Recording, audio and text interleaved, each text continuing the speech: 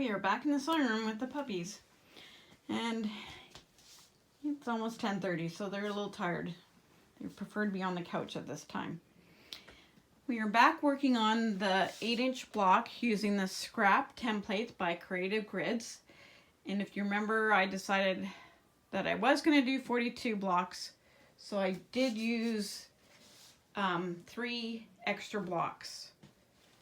So in the package of Cozy Critters, that's the line I'm using, of the 10-inch squares, there was 42. But the way we worked, if you remember the first video, we needed sets of 5. So I have 3 extra blocks. Now I bought 3 different fabrics to cut the squares because I decided late in the game to do it, to rotate it through. So if you do it at the beginning, if you decide to do it this big, you can buy 1 and just cut 3 extra blocks and then blend them in with all of them when you're doing your sorting. This is what it's looking like with the sashing. I've done the 4 bottom rows and I've used 2-inch sashing. So these are cut 2.5 inches wide. If you decide to do this and come and get the templates and the 10-inch squares, I will have the sashing amounts you need to do this.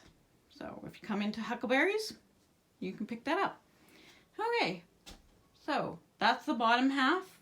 And I like to work in groups, like I usually sew 2 together and then 2, and then I sew the 2 and the 2 to create 4, and then I'm going to sew 3, and then I'll sew the 3 to the 4. And it's just easier to manage rather than having 6 rows and sewing on 1 to the 6. That's a little more bulky. This makes it manageable.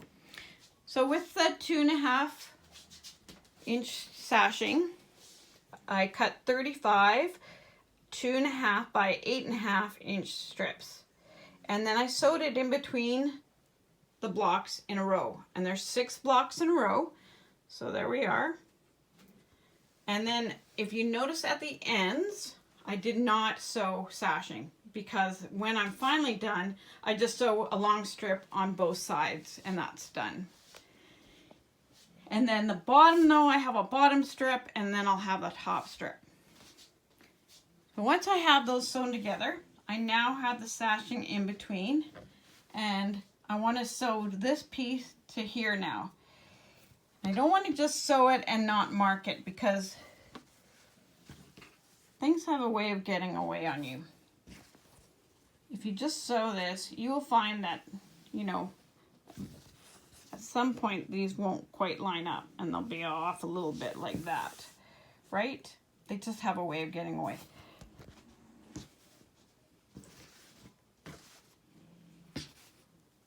So with my marker, straighten this out for you to see better, for me to see better. I'm using my 2.5 by 8.5 Omni-Grid ruler. I have the 18-inch one too that I really like. I like the 2.5-inch wide. They're easy to manage for this type of thing. I use probably more to mark than I do for cutting.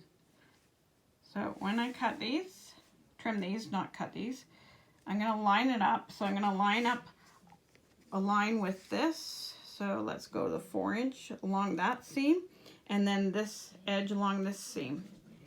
Then I'm going to take my clover chalk and I'm going to mark it. And this actually does a really nice fine line, and it brushes off. So I really actually, you can see, you can't see any chalk marks on here, because I actually only, well, maybe you can see thread definitely. By the time, if there is any there, I don't even take them off, because by the time I quilt it, they definitely won't be there. And they're not usually there by the time I finish sewing it, because it just gets brushed off. I also don't do a whole line like this. I have my ruler lined up, so now all I have to do is a little dash like that. So I actually try to keep that dash under 1/4 inch, and you can see I already did one there, but we'll show you. So then I line that up on the other side and a little dash. Okay.